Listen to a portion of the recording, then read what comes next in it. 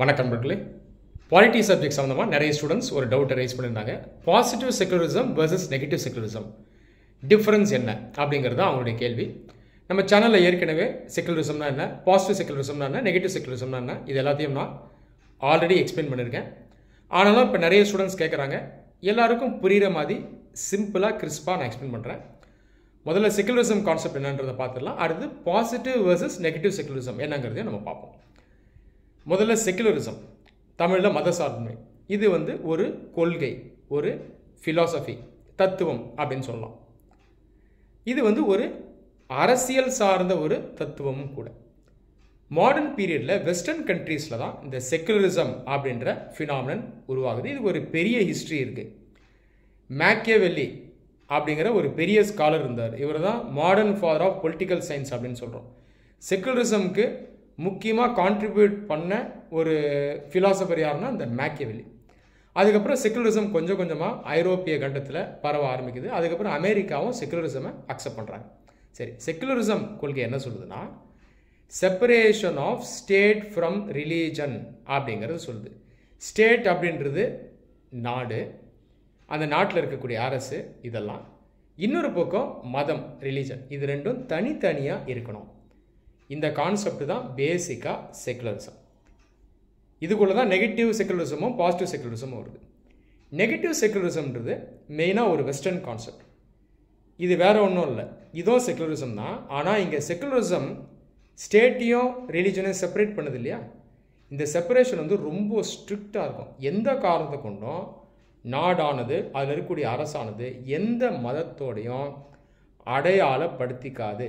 State எப்பயுமே நியூட்ரலாக இருக்கும். அது இல்லாமல் மத ரீதியான விஷயங்கள் மக்கள் அவங்க ப்ரைவேட்டாக என்ன வேணால் பண்ணலாம், ப்ரைவேட்டாக அவங்க ஃபாலோ பண்ணலாம்.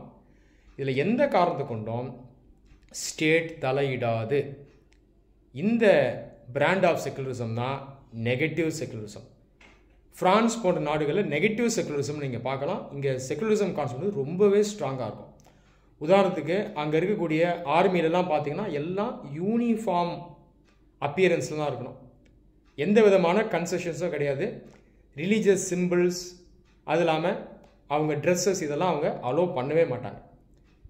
சரி, அடுத்த கான்செப்ட் நெகட்டிவ் செக்குலரிசம்.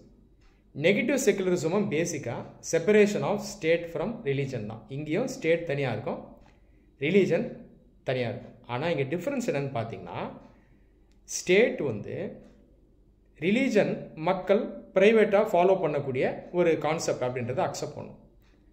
ஆனால் ரிலீஜியஸ் ஃப்ரீடம் இருக்குது பாருங்கள், நான் எந்த மதத்தை ஃபாலோ பண்ணோன்ற அந்த உரிமை எனக்கு இருக்குது இல்லையா, இதை ஸ்டேட் ப்ரொடெக்ட் பண்ணும். State protects the religious freedom.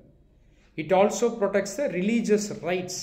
சுதந்திரம், உரிமைகள் ரெண்டையும் இது பேணி பாதுகாக்கும். உதாரணத்துக்கு நீங்கள் ஹிந்துவாக இருக்கீங்கன்னா ஹிந்து ரிலீஜனை ஃபாலோ பண்ணுற ஃப்ரீடம் உங்களுக்கு இருக்குது, ரைட்ஸும் இருக்குது. இது ரெண்டுத்தையும் ஸ்டேட் ப்ரொடெக்ட் பண்ணும். நீங்கள் முஸ்லீமாக இருக்கீங்க, இஸ்லாம் ரிலீஜனை ஃபாலோ பண்ணக்கூடிய ஃப்ரீடம் உங்களுக்கு இருக்குது, ரைட்ஸ் உங்களுக்கு இருக்குது. இதை ஸ்டேட் ப்ரொடெக்ட் பண்ணும். உதாரணத்துக்கு நீங்கள் ஃபாலோ பண்ணக்கூடிய ரிலீஜியஸ் ப்ராக்டிசஸ், ரிச்சுவல்ஸ் எல்லாத்துக்கும் ஸ்டேட் உங்களுக்கு ப்ரொடெக்ஷன் கொடுக்குது. அது இல்லாமல் எல்லா ரிலீஜியன்ஸையும் ஈக்குவலாக ரெக்கக்னைஸ் பண்ணும், ரெஸ்பெக்ட் பண்ணும். இந்த கான்செப்டும் பாசிட்டிவ் செக்குலரிசம்னு இருக்குது. உதாரணத்துக்கு இந்தியாவை எடுத்துங்க, நம்பர்ஸ் வச்சு பார்த்தீங்கன்னா ஹிந்துஸ் மெஜாரிட்டி இல்லையா. பார்சிஸ், ஜெயின், சிக்ஸ் எல்லாம் ரொம்ப குறைவாக இருப்பாங்க. ஒரு 3 கோடி பேர் 5 கோடி பேர் தான் இருப்பாங்க.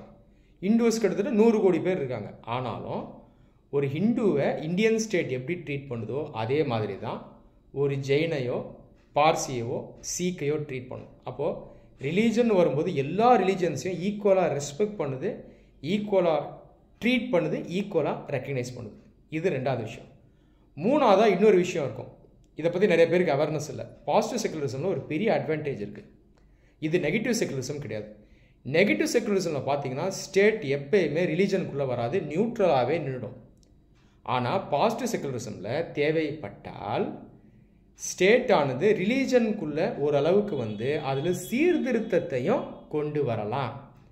இந்த ஒரு பெரிய ஃபீச்சர் பாசிட்டிவ் செக்குலரிசம் கான்செப்டில் இருக்குது. உதாரணத்துக்கு ஒரு ரிலீஜன் இதில் தனி மனித உரிமைக்கு எதிராகவோ அல்லது தனி மனித சுதந்திரத்துக்கு எதிராகவோ அல்லது சம உரிமைக்கு எதிராகவோ ஏதோ சில விஷயங்கள் ஒரு சில பேர் பண்ணிக்கிட்டு இருக்காங்க, ஃபாலோ பண்ணுறாங்கன்னா அது தவறானது அப்படின்னு அரசே அறிவிக்கலாம், சீர்திருத்தத்தை கொண்டு வரலாம். உதாரணத்துக்கு பல வருடங்களுக்கு முன்னாடி முஸ்லீம் சமூகத்தில் சில பேர், எல்லாரும் கிடையாது, சில பேர் இன்ஸ்டன்ட் ஆர் ஆர்பிட்ரரி ட்ரிபிள் தலாக் அப்படின்ற சிஸ்டம் மூலமாக அவங்க ஒய்ஃப்ஸை அவங்க இஷ்டத்துக்கு ஏற்றபடி உடனடியாக டைவர்ஸ் பண்ணிடுவாங்க.